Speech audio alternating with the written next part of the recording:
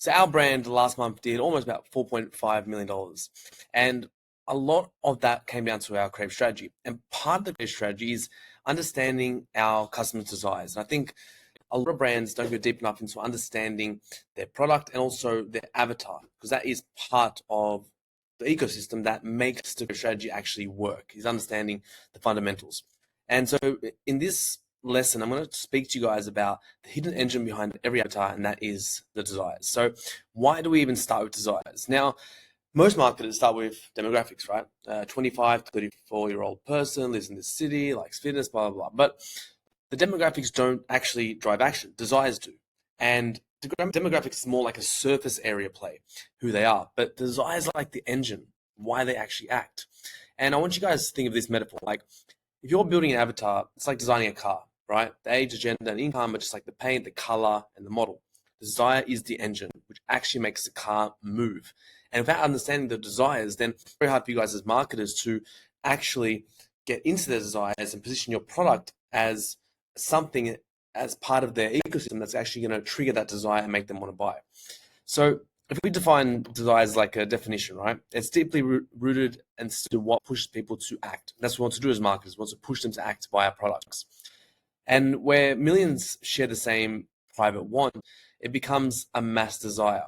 And you can ride your product with like the wave. This is all like how trends are built. And that's why we spoke about it in previous lessons, like how important it is for your brand to be able to tap into certain trends, because they are mass desires that you can tap into. It makes, your marketing efforts just go a lot further. Now, you can't invent these desires. You can only channel them into your offer, right? And desires like gravity, you don't create them, but you can design planes and rockets and buildings that work within inside of it. So it's important to know there are three different forces, right? You have the permanent human drives. That's like things that never disappear. Now, in the past, people would speak about these as in terms of three pillars, health, wealth, and relationships. But now we're dissecting these a bit further in terms of like health and safety. They want to stay alive and avoid threats, sex and attraction, status, belonging, control, comfort. All these are like permanent human drivers, and that will be here for the next million years as long as we are humans. And you want to think of these as like the roots of the tree, right? And the tree grows and seasons change, but the roots always remain the same. So humans always have these desires. And examples in terms of like, the products might be like air purifiers in polluted cities. Status might be someone, always buying the latest iPhone, even though the old iPhone works fine. And although like the updates in the iPhone may be so marginal that they probably won't even use the new added features to its full potential benefit, but they have a status as having the latest iPhone. And there's also comfort, meal prep for services for busy parents, as examples. The force number 2 is permanent tech problems. Now, this as technological advancements come, frustrations stick around. Maybe it's complexity, it's too hard to use, overwhelm, fragility, maintenance, incompatibility, obsolescence. So all these are like different other frustrations that are maybe different problems that your desires can tap into when creating your marketing messages. For example, tech problems are like mosquitoes in summer. No matter how nice the house or technology is, they always find a way in.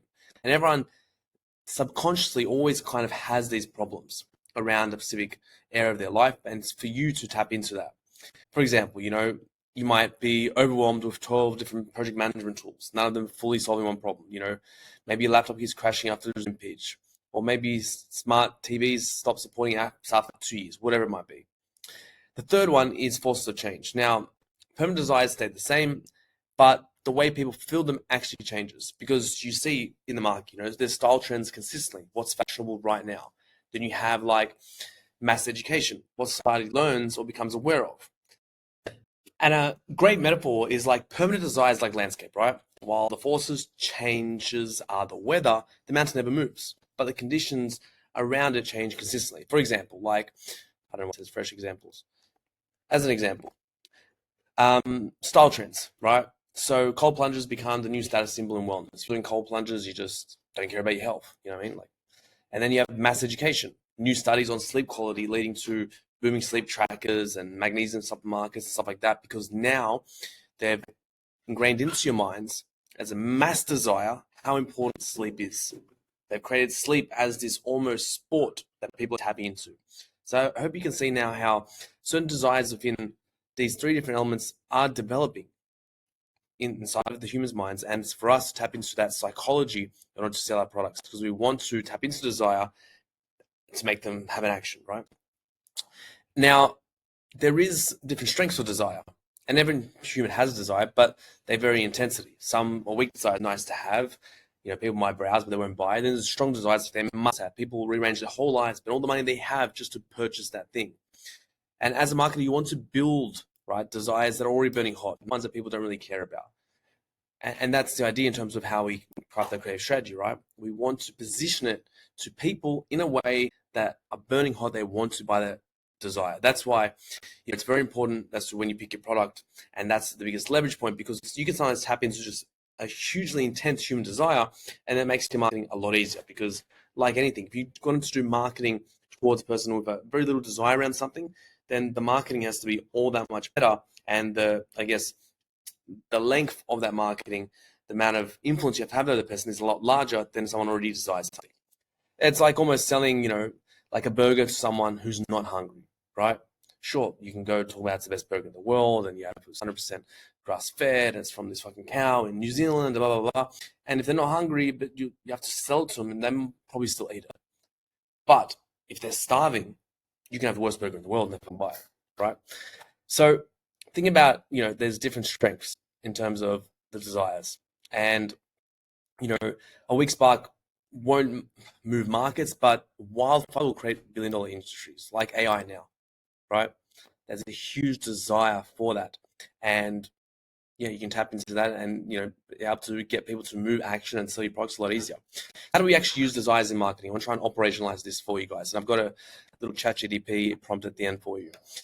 But step one is to identify the permanent desire. Like at the deepest level, what do they actually want? Step two is the frustration. So now you're tapping into, step one is the force one. Then force two is the frustration. And then step three, at the force of change, as we discussed in number 3 here. Force of change is style trends, mass education, whatever it might be. And then channel it into your message. Then take those 3 different forces and channel it into your marketing message to create like a modern solution, bridge that gap. Some examples, right? Fitness app might be health plus status as a desire. Frustration might be too many complicated programs, it's so overwhelming, all the stuff to track. The force of change is math education around data-driven fitness. Like, if you're not tracking your data in terms of your heart rate variability and your sleep scores, stuff like that, then you're not in it. So then a message might be tying all those things together. Finally, a simple app that tracks everything so you can look good and feel in control. Okay. I've got some other examples here, that you guys can probably look at after. I'll attach this, but for example, if we go to home security camera, the desire is safety and control for that. That's why they want it. And the frustration is old systems are very expensive and fragile, maybe. And then the force of change is style of trend and DIY smart homes. So the message would be protect your home in minutes with a camera you can install yourself. Do you see how that's like that message is hitting every pain point, so every desire in those 3 forces. And the same goes with noise reducing windows as an example. So first is comfort and belonging, right? They want to feel peaceful at home. Frustration is city living is noisy and stressful. And force of change is mass education around mental health and sleep. So now you can turn your apartment into a quiet sanctuary. So I hope these examples are making sense to you now. And trust me, when you use these desires inside of your avatars, then your marketing message is going to go a whole lot further. Because a lot of the consumers out there, in their mind, they have these desires, but sometimes not even aware of them. And when you can tap into them, that's when you create change. That's when you get them to act. And like LED mask, desire control and confidence, 12-step routines, mass education on the red light therapies was our case. 1 mask, 3 wavelengths, full skincare clinic at home. We even had an app as well to give them a lot more control when we tapped into that desire. So next I'm going to show you guys ChatGPT or Claude prompt that you can use to actually, do this yourself. But I want to give you guys the principles first. So I'll be attaching this in the description. But essentially, ChatGPT knows my brand and everything else.